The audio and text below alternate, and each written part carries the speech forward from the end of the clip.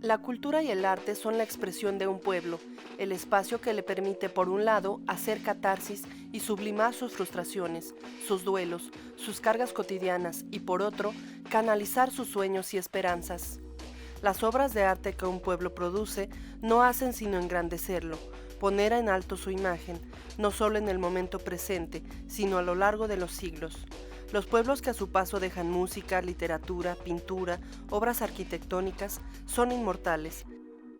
Censurar o intentar limitar la libertad artística como hacen los regímenes totalitarios representa el más humillante avasallamiento que un gobierno puede imponer a sus ciudadanos. Por eso, como lo apunta Adriana Malvido, la UNESCO recomienda a cada país que dedique al menos 1% de su Producto Interno Bruto al desarrollo de este sector. En un país diezmado por la violencia y la pobreza, es de aplaudir el esfuerzo por fomentar las actividades artísticas en las comunidades más marginadas y vulnerables. Pero ¿eso significa que el Estado debe retirar su apoyo a los grupos en los que ya ha florecido el talento? El arte, todos lo saben, suele ser oneroso. La cultura subsidiada en nuestro país ha ayudado siempre a contrarrestar las enormes carencias que tenemos en materia de educación. Nos corresponde a todos, espectadores, lectores, creadores, productores, contribuyentes, en fin, a todos los ciudadanos, defender el derecho universal a la cultura. Bienvenidos al programa En la Revista. Es nuestro último programa sobre cultura y no podíamos irnos sin hablar de la cultura científica. Muchas veces nos parece externa a lo que consideramos la cultura o la alta cultura, que son las artes, que son el teatro, el cine, pero sin duda permea todo, permea no solo las artes, sino también muchos aspectos de nuestra vida cotidiana. Y de esto vamos a hablar con Andrés Cota Iriart, a quien doy la muy cordial bienvenida. Gracias, Andrés. Andrés es biólogo por la UNAM. Eres maestro en ciencias por el Imperial College de Londres. Sí. Así es. Y sin embargo te dedicas, ¿no?, a promover la inclusión de la ciencia en la agenda cultural. Como acabo de decir, agenda cultural, ¿qué es lo primero que nos viene a la mente? Pues una cartelera de obras de teatro, danza, música. ¿Cómo metes ciencia en esto? Sí, o sea, digamos, oferta habitual de entretenimiento nocturno, ¿no? Por ponerle un nombre. Meter a la ciencia en esa parte como de la agenda de posibilidades casuales de actividades nocturnas. Y entonces tenemos la Sociedad de Científicos Anónimos. Nocturnas. Nocturnas. Ok. Que así empezó, sobre todo, y es como la parte neural de la sociedad, que son estos eventos mensuales, basados un poco en el café científico, pero tropicalizado, eso quiere decir, pues, ¿no?, en bares y cantinas, básicamente. Y la idea es tener un entorno relajado, donde se gesta un diálogo, un debate en el mejor de los casos, y entre público no iniciado. Entonces, digamos que la idea primordial de la sociedad es sacar a la ciencia de sus espacios convencionales, ¿no?, de sus ámbitos académicos, y llevarlas a una cantina donde se puede conectar con un público no especializado y muy diverso. ¿Para qué? Para intentar acotar un poquito la brecha que cada vez es más amplia entre el conocimiento científico y el resto de la sociedad, ¿no? Hoy en día se producen como, no me acuerdo el dato exacto, pero como 2 millones de artículos científicos anuales, un poco más. Y bueno, es una vorágine intempestiva de producción de conocimiento y a la vez cada vez se conecta menos de ese conocimiento, o sea, debería ir el mismo auge de crecimiento con las instancias de comunicación de la ciencia, y las hay, pero a mi gusto son bastante pocas, y además no siempre atinan a lograr un tono que sea agradable para la comunidad en sentido amplio, ¿no? Claro, pero es lo que te iba a preguntar para empezar. Si todo es comunicable, todo lo que se hace la ciencia de punta es comunicable. Diría que sí. ¿Sí? Sí. ¿Y de dónde este nombre Sociedad de Científicos Anónimos? Bueno. Suena decimonónico, Sí, me vestí un sí, poco para la o sea, ocasión, como es la un Sociedad poco- de los Poetas Es Perdidos. un poco la idea, darle este tono como de logia, pero en realidad es una logia abierta. Muchas veces nos preguntan, oye, ¿cómo fue ser parte de la sociedad? Pues asiste a los Yendo eventos. a los eventos, ¿no? Y nació un poco porque al principio, evidentemente, era un grupo muy pequeño de gente el que iba, éramos 20, 30 en el mejor de los casos, que nos sentábamos en círculo. Y tenía este formato medio de junta de alcohólicos anónimos, ¿no? De, hola, yo soy Carlitos y soy físico, ¿no? Claro, luego fue evolucionando y ha crecido mucho. Ahora tenemos 300, 120 personas cada mes, es una vez al mes.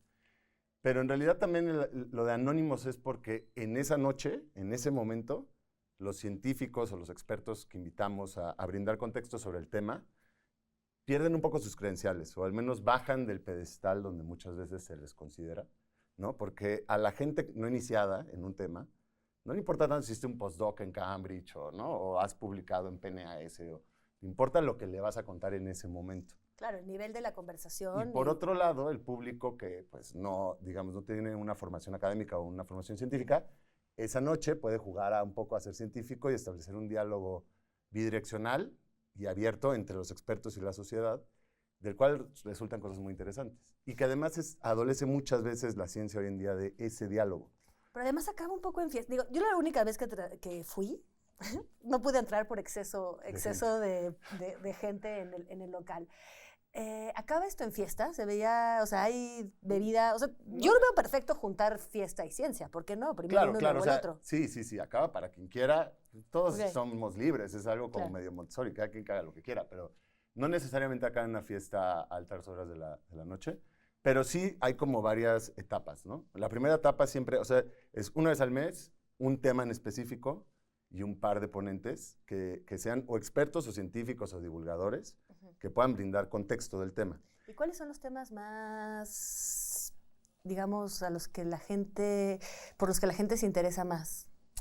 No sé si por los que se interesa más, pero definitivamente si tú haces un evento que tenga que ver con psicodélicos, ¿no? Con psicoactivos, con drogas en general, o sea, cosas que normalmente no se hablan en los medios, al menos, o poquito a poquito vamos avanzando, esos son súper exitosos. Muchos los que son del espacio, cosas, ¿no? Como meteoritos, cazadores de meteoritos, o hoyos negros, ondas gravitacionales, también tienen cierta afluencia, y definitivamente todo lo que tenga que ver con inteligencia artificial, androides, ¿no? Pero bueno, intentamos que sea bastante variado.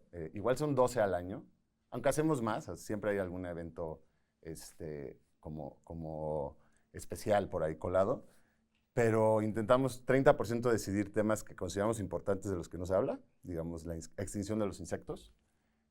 Otro tanto son como temas de los que la gente suele tener nociones y que siempre le gusta venir a platicar, porque la idea del evento es que la mayor parte del contenido surja del público, ¿no? Surja de este diálogo, normalmente empieza con preguntas, en el mejor de los casos empieza a haber un poco de debate y de comunicación entre el público, ya no necesariamente con la figura que está de experto, ¿no? Y luego dejamos siempre un 30% a lo que le interesa a la gente. O sea, les preguntamos, está abierto a que la gente proponga.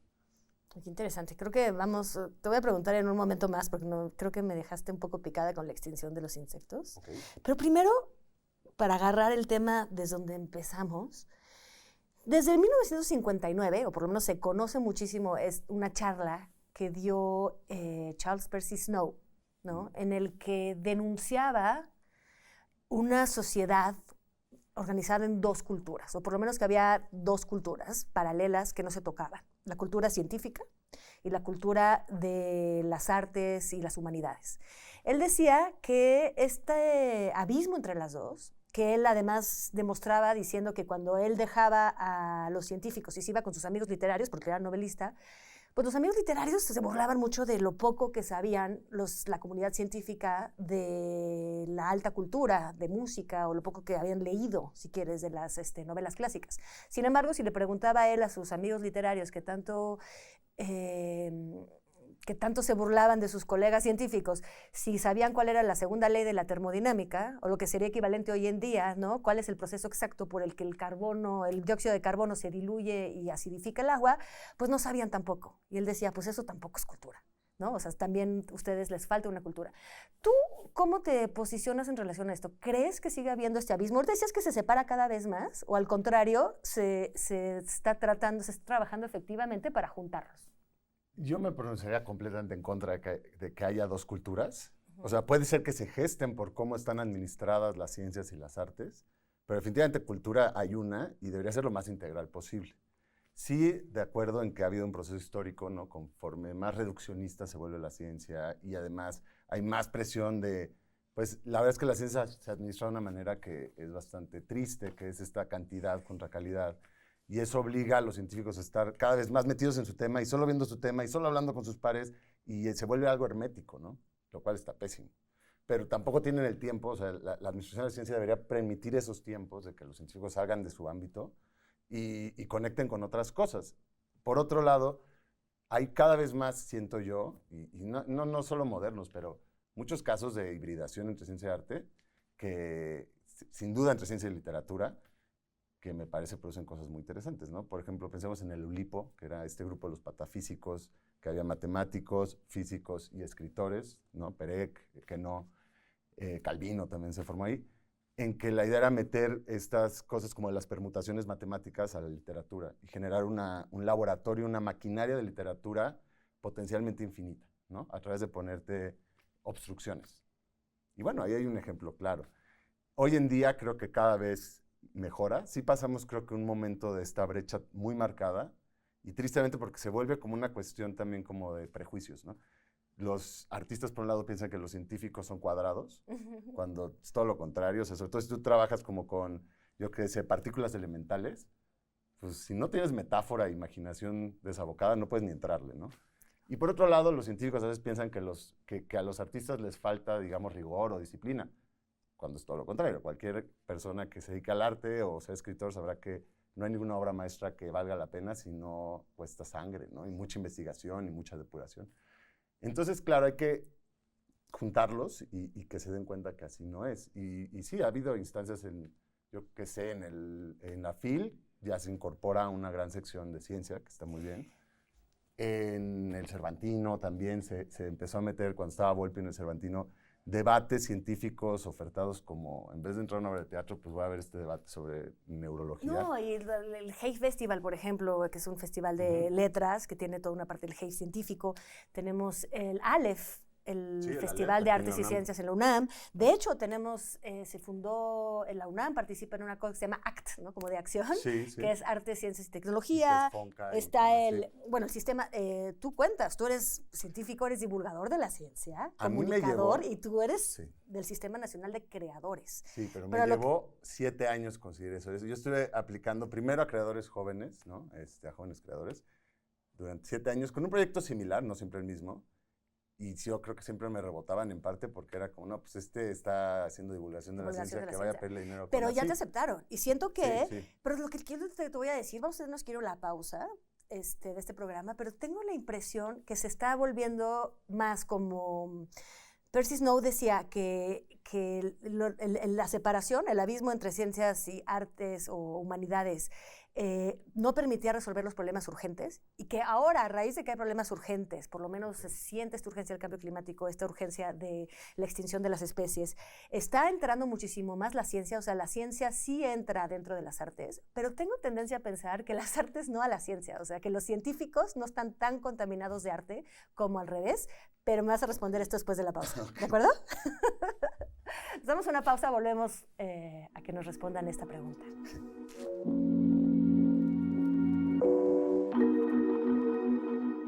Estamos de vuelta con Andrés Cota Iriart y estaba por respondernos una pregunta en torno a si las artes están realmente aceptando muchísimo más el aporte de las ciencias que la ciencia, los aportes de las humanidades y de las artes. Sí. Claro, es difícil generalizar y definitivamente no va a ser una balanza 50-50, pero claro que hay muchos casos puntuales en que sí viene de regreso, digamos, esta comunicación. Por ejemplo, me viene a la mente la saga del material más oscuro que existe, ¿no? Es un tipo de pintura, pero en realidad es una tecnología, no es una pintura, que es negro, que absorbe el 92% de la luz, y creo que ahí hay uno más nuevo que absorbe ya 97, 98%. Y es muy curioso, porque si tú ves algo pintado, digamos, esta taza a la vez pintada con ese material, no existe, no lo ves. O sea, es como tener como un hoyo Acme de estos de las caricaturas, donde sientes que puedes meter la mano, porque no hay manera que tu cerebro comprenda esta cosa, ¿no? Claro, no hay volumen posible. Y eso vino de una interacción entre ciencia y arte, y vino del arte, vino de una medio demanda del arte, de un interés, de una investigación artística que buscó el apoyo tecnológico para crear este material. Creo que por ahí hay un muy buen podcast que se llama 99% Invisible, y el último capítulo va de eso, por si a alguien le interesa, ¿no? Bueno, a mí de entrada, yo salgo de aquí. Pero bueno, y definitivamente la ciencia se toma muchas ventajas de las artes en el sentido de la comunicación. O sea, el arte para comunicar ciencia, pues es como la única llave para poder bajar esas cosas en la literatura lo ves mucho, ¿no? No se trata de generar materiales, yo creo, contenidos de divulgación, sino se debe tratar de crear buena literatura cuyo contenido divulgan, ¿no? Pero no sé si me explico. O sea, A veces siento que las humanidades, quizás no tanto el arte, son las que están dejadas un poco de lado, la filosofía, o sea, en la carga diaria científica de los que están investigando, que están ahorita tratando de resolver los problemas de cambio climático y otros problemas graves. No sé si hay mucho tiempo para integrar dentro de sus reflexiones la filosofía, ¿no? De hecho, yo creo que eso es de las cosas que más adolece la ciencia hoy en día, es de tener a la filosofía más cercana. O sea, definitivamente eso hace mucha falta. Historia. Porque además, si tú ves los procesos históricos, no siempre fue así. Uno luego piensa, siempre ha sido como es ahorita, pero no era así hace 100 años. Exacto. Definitivamente. Y hay muchas cuestiones filosóficas de fondo que cambian. O sea, esta idea de sustentabilidad nunca la vamos a poder resolver si no cambiamos un poco la noción filosófica que tenemos de la especie humana. Si no cambiamos esa narrativa que nos vendemos de lo que es el humano, jamás vamos a ser una especie sustentable en el planeta. De hecho, cada vez menos. Hablando de especies sustentables, mencionaste un poco esto de la extinción de los mosquitos. Ajá. Y creo que esto viene también de la implicación de los ciudadanos en la ciencia, ¿no es así? Claro, ahí hay otro, digamos, ámbito en el que, ¿no? En que las culturas, debería ser una sola cultura, pero sí, la ciencia ciudadana, que muchas veces se pone de lado. Lo que pasa es que estamos en una época en que la ciencia está muy secuestrada por la academia. Razones hay muchas, pero bueno, hoy en día es así. Y se olvida que ha habido muchas instancias de ciencia ciudadana, ¿no? de iniciativas, de observaciones, de descubrimientos que vienen desde los aficionados, o aficionados sin nada peyorativo, ¿no? Aficionado nada más como alguien que no se dedica profesionalmente a cierta actividad. La astronomía, sin duda alguna, es uno de los ejemplos en que ha habido siempre esa comunicación, pero también muchas cosas de biología. Yo soy biólogo, no zoólogo, y la entomología es un campo clarísimo en el que los grupos de aficionados de entomología han realizado aportes sumamente valiosos. El último es valioso y a la vez muy preocupante, que es este insecticidio que está sucediendo, esta extinción masiva de insectos que se está viviendo a lo largo y ancho del globo terráqueo y que de alguna manera la ciencia no se había percatado o no le había puesto tanta atención hasta que vinieron estos reportes que es algo con lo que creo que todos podemos conectar, que es la luna de un parabrisas en un viaje de carretera. Hace 10 años, hace 20 años, cuando éramos niños, solían llenarse de insectos, sobre todo si ibas como en una carretera federal. Yo recuerdo parar en la gasolinera casi que con espátula a quitar los bichos.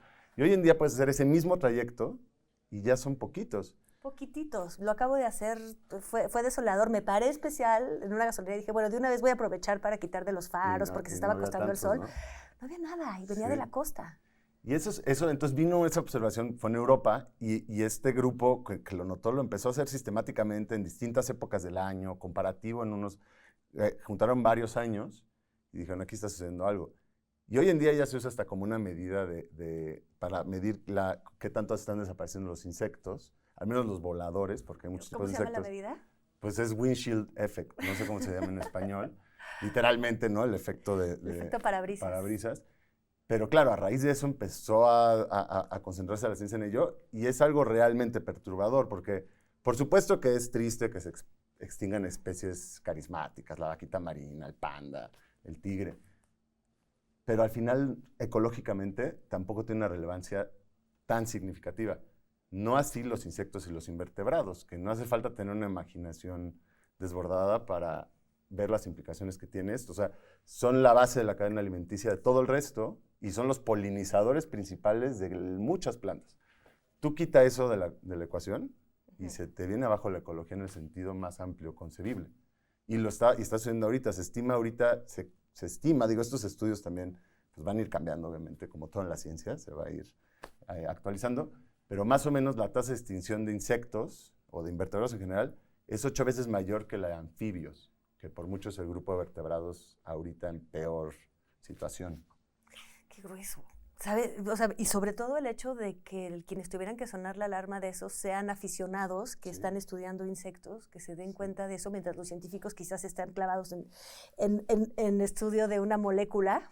Es que la ciencia y a veces se pierde de vista. Se ha vuelto muy, de alguna manera, reduccionista, pero bueno, eso tampoco es porque deciden hacerlo así, claro, ¿no? Pero se ha vuelto más reduccionista y al menos en biología, en mi campo, se ha vuelto profundamente molecular. Bueno, es que la taxonomía, que es esta clasificación de los animales, observación y clasificación de los animales, ha perdido muchísimo caché. Lo caché ahorita es lo que tú dices, es como la genética. Sí. ¿No? Se siente como anticuado un poco la taxonomía y como dices, quedan los aficionados. Número uno, cuando dijiste lo de la astronomía, me quedé pensando en otro grupo de grandes aficionados que son los que avistan aves, los observadores de aves, y me quedo pensando que quizás es esta parte poética del ser humano, porque son los que ven hacia el cielo, tanto los astrónomos, ¿no?, como los de avistamiento de aves, pero también a raíz de que empecé a interesarme por los que avistan aves, vi que había en la Conavio, tiene por ejemplo una aplicación, que creo que existe en varios lugares del mundo, donde uno puede participar precisamente en reportar, en la contabilización, que es lo que a veces hace falta, para darse cuenta si hay especies que están desapareciendo, o si están apareciendo otras, que quiere decir que están desplazando a las que ya estaban. ¿Qué opinión te merece todo este, digamos, entramado tecnológico que permite que se puedan hacer esta contabilización mundial? Me parece fenomenal, o sea, porque te vuelve un big data, o sea, te vuelve los alcances de cualquier estudio mayores. Claro, hay que hacer algo ahí para que el reporte se pueda hacer como verificable, porque, ¿no?, si no, ya no estás trabajando con datos, pero definitivamente esto sucede en Estados Unidos y Canadá desde hace mucho, y solo de aves, no sé si tocó ver ese reporte, pero gracias a estas observaciones ciudadanas, se ha visto que desde los 70s para acá, la reducción de la población de aves en general, en Canadá y Estados Unidos, es brutal. Te vuelves un poco también entonces como cuidador, ¿no? Observador, cuidador. Pues un poco también lo que hacen, por lo menos las comunidades indígenas, ¿no?, que tienen desde tradicionalmente heredados ciertos métodos de relacionarse con la tierra, cuando ya no los pueden aplicar y no están funcionando, pues suenan la alarma. Totalmente. Algo está pasando aquí. Fíjate que estaba leyendo también una crítica, leve crítica, porque yo también estoy muy convencida de esta participación en el conteo de las especies, ¿no?, en los avistamientos, que se usa mucho esto como